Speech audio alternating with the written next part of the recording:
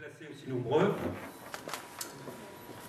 Au mois de novembre dernier, lors de la conférence sur la monnaie des seigneurs d'Anduze, nous avons fait la connaissance de son intervenant en la personne de M. Laurent Schmitt, venu de Paris pour nous parler du Bernardin et plus généralement de la monnaie du Languedoc au Moyen-Âge.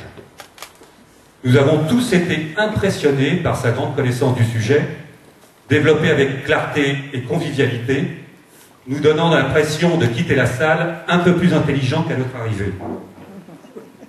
Le plus étonnant est de savoir que, de son propre aveu, la période évoquée ce jour-là n'était pas vraiment sa spécialité. Bref, vous l'avez compris, nous avons affaire à un grand professionnel, certes, mais surtout à un vrai passionné, qui ce soir nous fait l'amitié d'ajouter un nouvel épisode numismatique à notre histoire. Mais décidément, nous avons beaucoup de chance, car qui mieux qu'un autre passionné comme M. Daniel Travier pouvait accompagner Laurent sur le thème du monnayage huguenot aujourd'hui. Chercheur, écrivain, spécialiste incontournable du pays des Cévennes et de nos traditions, le conservateur du musée des Vallées Cévenols de Saint-Jean-du-Gard nous fait l'honneur et l'immense plaisir ce soir de participer à cette conférence. Dans le cadre de cette deuxième bourse nationale numismatique d'Anduze, orchestrée par le club numismatique Cévenol, dont je remercie les représentants présents, ces deux personnalités complémentaires nous proposent, à travers l'évocation de ces monnaies illicites, un éclairage inédit sur une époque particulièrement troublée de notre histoire. Merci et bonne soirée. Je vais laisser la parole à Daniel Travier.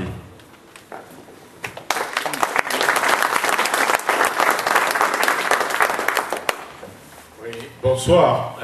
Alors, monsieur, vous avez dit prononcer des paroles à mon endroit beaucoup trop élogieuses. Certes, je connais un peu les Cévennes. En revanche, pour la numismatique, je ne suis qu'un petit amateur et je me fais beaucoup de soucis à côté du professionnel qui est M. Laurent Schmitt, c'est tout à fait évident.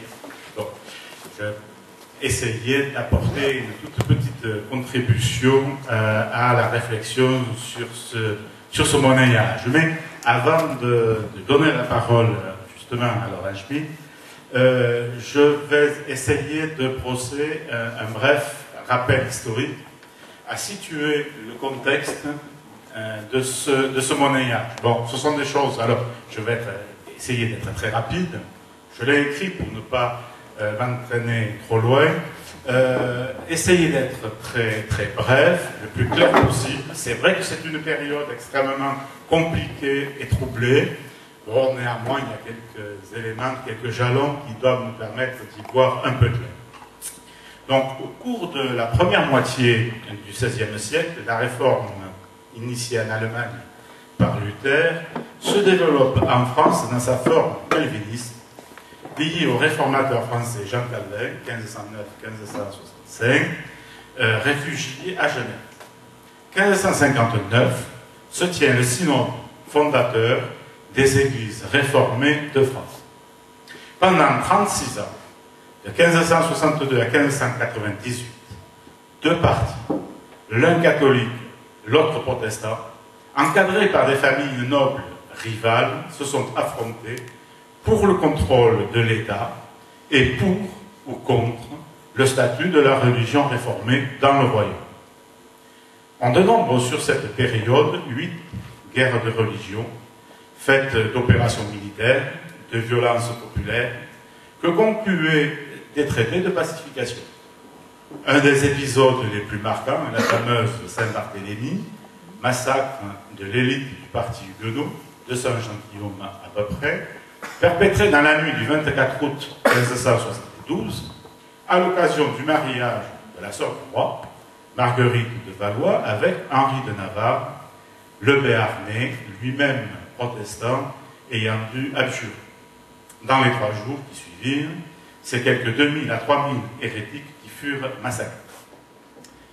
En 1589, à la mort du roi Henri III, dernier des Valois, dernier survivant des fils de Henri II et Catherine de Médicis, c'est au Béarnais, Henri de Bourbon, roi de Navarre, que revient le trône de France. Pour y accéder, il lui faudra 10 ans de lutte et il lui faudra aussi devoir, en 1593, abjurer à nouveau son calvinisme auquel il était retourné. En 1598, Henri IV met un terme à ses 36 ans de guerre fratricide en faisant accepter aux deux parties l'édit de Nantes qui organise à certaines conditions une coexistence plus ou moins pacifique des deux religions. Il accorde aux réformés une liberté de culte limitée à certains lieux, leur garantit l'égalité d'accès aux charges et offices publics et l'égalité devant la justice par la création des chambres mi-parties, chambres paritaires catholiques protestantes. Enfin, le parti huguenot conserve son organisation politique et une centaine de places fortes armées. Après l'assassinat d'Henri IV en 1610, l'édit de Nantes apparaît fragile. Le début de la régence de Marie de Médicis inquiète les réformés en raison du rapprochement avec l'Espagne catholique. Les représentants du parti protestant tiennent une assemblée politique à Saumur en 1611. Deux tendances y apparaissent, les prudents, avec Duplessis-Mornay, favorable au loyalisme à la couronne, s'opposent aux fermes conduites par le duc Henri de Rohan, qui sont prêts à l'affronter. Cette division durable va affaiblir le camp réformé. Alors, un mot sur Henri de Rohan, puisqu'il va devenir le personnage principal de la suite. Henri de Rohan, donc, il est né en 1579 et il mourra en 1638. Henri de Rohan est le fils de René II de Rohan, prince de Léon et vicomte de Porhoët. Et il est fils aussi de l'humaniste Catherine de Parthenay, qui est l'héritière de la puissante famille protestante des Parthenay dans le Poitou. Il est aussi le petit-fils de René Ier de Rohan et d'Isabelle d'Albret, elle-même fille du roi de Navarre. Henri appartient donc à la très haute noblesse protestante et bretonne. Il est élevé dans la religion réformée par sa grand-mère Isabelle d'Albret et par son père René II de Rohan. Il est instruit dans les humanités par sa mère. Il aime l'histoire, la géographie et les mathématiques. N'ayant que 16 ans, il fait son apparition à la cour de Henri IV, qui vient de conquérir le trône et dont il est le petit cousin. Tout jeune, il participe à la reprise d'Amiens aux Espagnols en 1597. En 1600, il part voyager en Allemagne, en Grande-Bretagne, en Italie et passe 20 mois dans divers pays de l'Europe. Il charme la reine Élisabeth Ier d'Angleterre et le roi d'Écosse Jacques VI lui demande d'être le parrain de son fils, celui qui deviendra Charles Ier d'Angleterre. Donc, le duc de Rohan va écrire une relation de ses voyages, mais on voit donc qu'il est dans les plus hautes sphères, donc en France, mais aussi en Europe. À son retour en France, Henri IV érige la vicomté de Rohan en duché-pairie et lui fait épouser, en 1604, Marguerite de Béthune, la fille du futur duc de Sully, le fameux premier ministre d'Henri IV, dont on nous a appris à l'école, donc les formules célèbres, labourage, pâturage, de la France, etc. Sa mère dit alors, la mère de Rohan, dit alors la phrase célèbre, roi ne puis, duc ne daigne, Rohan sue. Alors souvent, on présente ça à tort pour la devise des Rohan, en fait c'est une simple formule un peu à l'emporte-pièce de sa mère. Alors lui-même, il accepte très très volontiers et avec plaisir de l'autorité royale le titre de prince de Léon, puis celui de duc et père de France.